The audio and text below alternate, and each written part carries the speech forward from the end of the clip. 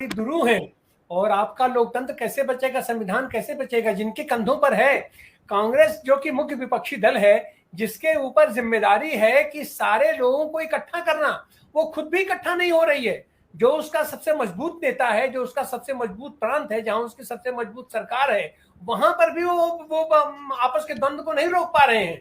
तो ऐसी हालत में जब पूरे देश के सारे अपोजिशन को, लोकतंत्र को बचाने वाले सारे शक्तियों को, सारे जनतांत्रिक आंदोलन की शक्तियों को एकजुट होकर के सड़क पर उतरना है, ऐसी हालत में अब तो सीधा सीधा चोट शुरू हो गया है। राहुल गांधी मतलब एक तरीके से वो सिंबल है आज की तारीख में संविधान बचाने का, लोकतंत्र बचाने का। उसके ऊपर जिस तरीके से निर्णायक प्रहार शुरू हुआ है, अभी तो शुरू हुआ है, अभी तो हमले और होंगे और हमले दर हमले होंगे। आप ऐसी सारी सिचुएशन को आप कैसे देखते हैं, जबकि आज की तारीख में यह जो सत्ता पक्ष है वो अपने नंगे तरीके से उतारू हो गया है कि अब तो हमको दमन करना ही करना है। जो वहां का गैस चैम्बर था आपके जर्मनी का, वो यहाँ पर जो सो ये क्राइम चैम्बर बन गया अपना पूरा गुजरात। वहां से जिस तरीके का वहां से पूरा वो पूरा ढांचा तैयार किया जा रहा है और पूरे देश के पैमाने पर फैलाया जा रहा है, और ये जहां तहां उसकी फ्रेंचाइजी दी जा रही है, असम में दी जा रही है, उत्तर प्रदेश में दी जा रही है, अपने मध्य प्रदेश में दी जा रही है, या जहां कहीं भी आप उठा करके देखिए, लेकिन अंदर से आवाज भी उठ रही है। सतपाल मलिक की आवाज कोई छोटी आवाज नहीं है।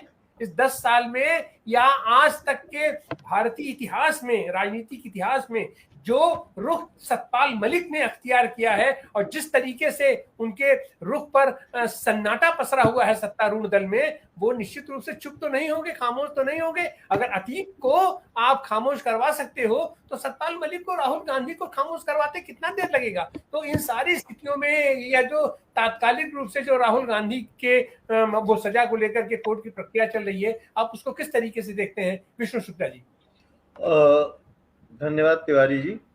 मैं कुछ चीजों की तरफ पहले तो आप सबका ध्यान आकर्षित करना चाहूंगा, जिसका बार बार जिक्र हुआ, माया कोडनानी और बाबू बजरंगी जैसे जो हादसे हुए, जिस तरीके से उनको छोड़ा गया, और बाबू बजरंगी से जब छूटने के बाद इंटरव्यू लिया गया तो उसने कहा हाँ मुझे बहुत मजा आया, मैंने जब मारा और जब मैं तलवार जो है घुसेड़ रहा था गर्भवती महिला के पेट के भीतर तो मुझे बहुत अच्छा लग रहा था। और उसके बावजूद ये कह देना कोर्ट का कि नहीं ये कोई जो है उनके खिलाफ सबूत नहीं पाया गया, ये कितना अपने आप में हास्यास्पद है। इसके अलावा और आप देखिए 110 आतंकवादियों को जिस तरीके से शामिल किया गया है भाजपा में असम में, ये सीधे तौर पर ये दर्शाता है कि हम अपनी आवाज रखेंगे और दूसरे की आवाज को हम सुनना पसंद ही नहीं करते।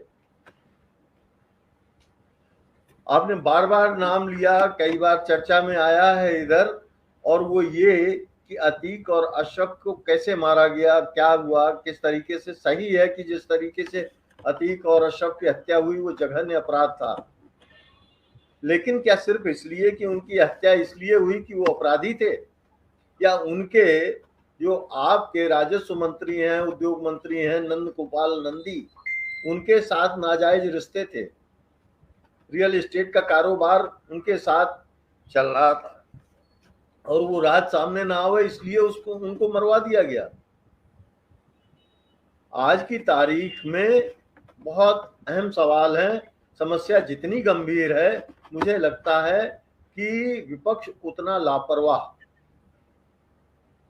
मेरे जो पूर्व वक्ता साथी थे वो शायद अब शो में नहीं है, लेकिन मुझे कहने में कोई गुरेज नहीं है कि ये आप देखिए जरा तिवारी जी कि किस तरीके से ये गिरफ्तारियों का, जेल में डालने का जो सिलसिला है, इसकी परंपरा कहाँ से पड़ी। इमरजेंसी में बाबू जयप्रकाश नारायण को, लोकनायक जयप्रकाश नारायण को जो जेल में डाला गया था, उनका क्या अपराध था। जो तमाम लोकतंत्र सेनानी थे जो जेल में डाले गए, क्यों डाल दिए गए? क्योंकि उस समय की जो सरकार थी वो विरोध नहीं सुनना चाहती थी, और आज की सरकार चतुराई के साथ इस काम को कर रही है कि कि हम इंटरनल इमरजेंसी नहीं लगाएंगे, लेकिन हम इमरजेंसी से ज्यादा बड़ी स्थिति पैदा कर देंगे और लोगों की जुबानें बंद कर देंगे। ये अपने आप में सोचने की चिंता की बात है कि उन्होंने जो किया वो संविधान के तहत किया। हम संविधान को बलाए ताक रख देंगे। हिंदुस्तान में एक नजीर है और वो ये नजीर है कि यहाँ पे ब्लिट्ज अखबार का एक मामला चला था और उसमें हाई कोर्ट ने एक फैसला दिया और ये कहा कि नहीं, ये जो आदमी है इसको दोषी कैसे माना जाए। विधानसभा उत्तर प्रदेश ने, ये कोर्टेड केस है, सुप्रीम कोर्ट और हाई कोर्ट में चला और वहां पर ये हुआ कि नहीं, ये चूंकि विधायिका का अपमान किया गया था इसलिए इस आदमी को यहाँ पर लाके खड़ा किया जाए। और उस समय का ब्लिट्ज अखबार बहुत आर के करंजिया साहब निकाला करते थे, उसका वो संवाददाता था और इस तरीके से दोषारोपण हुआ था, तो उसको पकड़ के बुलाया गया विधानसभा के अंदर और उसको सजा सुनाई गई। उस सजा को हाई कोर्ट ने स्टे किया और बाद में वो मामला सुप्रीम कोर्ट गया। सुप्रीम कोर्ट ने भी हाई कोर्ट के जो फैसला था उसको रोका और एक बीच का रास्ता निकालते हुए कि चलो मामले को किसी तरीके से रफा दफा किया जाए। इतनी विधायिका एक समय में इतनी शक्तिशाली थी कि जिसके सामने न्यायपालिका को ये सम्मान करना पड़ता था कि नहीं, ये विधायिका का सवाल है, ये जो हमारे नेता लोग हैं, ये जो विधान बनाते हैं, सम्मान के पात्र हैं, ये गलत नहीं कर सकते, इसलिए इनका सम्मान किया जाए। आज तो उल्टा हो रहा, आज तो बिल्कुल उल्टा हो रहा। आप जो है विपक्ष की आवाज ही नहीं सुनना चाहते। आप मंशा नहीं है आपकी कि विपक्ष रहे, विपक्ष रहित चुनाव होना की पूरी प्लानिंग चल रही है और इसलिए ये किया जा रहा है। जेल जाना कोई बहुत ऐसी बात नहीं है कि जिससे राहुल गांधी के व्यक्तित्व के ऊपर कोई बहुत बड़ा असर पड़ने वाला है। मुझे लगता है कि अगर उनको, राहुल को जेल डाल दिया इस तानाशाह सरकार ने, तो वो एक महीने में उनके व्यक्तित्व को और निखारने वाला होगा। अब तक का जो राहुल का जिस तरीके से भारत जोड़ो यात्रा के बाद पार्लियामेंट के अंदर और जिस तरीके से उन्होंने अपने आप को प्रस्तुत किया है देश की जनता के सामने, दुनिया के सामने, वो बहुत प्रभावशाली तरीका रहा है। अगर वो भटके नहीं, उनके सलाहकार उनको भटकाए नहीं, तो मुझे लगता है कि वो एक ऐसी दिशा की तरफ बढ़ जाएगा जहां से एक अच्छा आंदोलन सूत्रपात करेगा।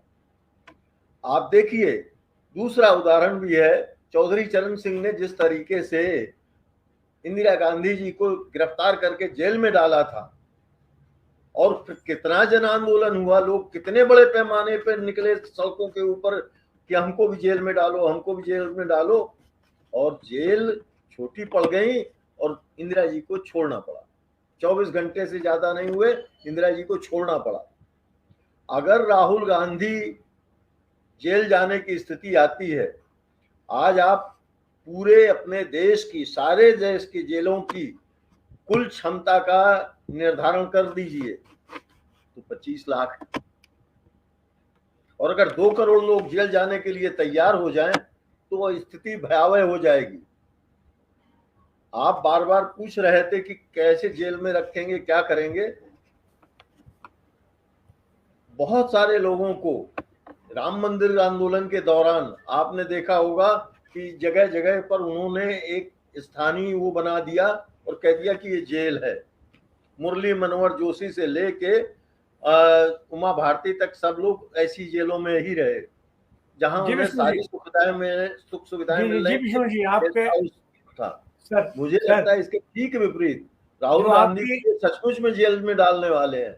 और अगर जो आपकी चिंता है, आप कुछ कह रहे हैं विष्णु जी, जो आपकी चिंता है हम उसमें आपके साथ हैं, लेकिन हमें यह नहीं भूलना चाहिए कि उस समय उदारवादी नेता लोग थे, जनतंत्र के हिमायती नेता लोग थे। इंदिरा गांधी को चाहे जितना तानाशाही कहा जाए, तानाशाह रूप कहा जाए, लेकिन उसमें एक जनतांत्रिक नार्व था। लेकिन आज मैंने कहा तिवारी जी, मैंने कहा कि उन्होंने संविधान के संविधान की व्यवस्थाओं के तहत उनको जेल में डाला, सर इंटरनल इमरजेंसी लाई। लेकिन इसमें देश की चिंता दूसरी है। राजीव गांधी की हत्या हो जाती है, राजीव गांधी शहीद हो जाते हैं, और उसके बाद प्रधानमंत्री कौन बनता है? नरसिम्हा राव। आदरणीय तिवारी, इस समय स्थिति ये है कि आज की तारीख में अगर आप देखें मोदी उसी तो आधारशिला मोदी पर की खड़े तो सत्ता ही नहीं है। आज की इस समय तारीख जो में सत्ता का मोदी जी उसी संचालन है आधारशिला पर वो खड़े तो हैं। कॉर्पोरेट्स के हाथ में है, वो तो अडानी और अंबानी के हाथ में है। तो मोदी वास्तव में जो कर रहा है, वो मोदी जो चाहता है वो नहीं कर रहा, वो तो वो कर रहा है जो उसको उसके कॉर्पोरेट आका कह रहे हैं कि नहीं, इस आदमी ने ऐसे किया है इसलिए तुमको करना है। यहाँ तो संविधान की कोई जो है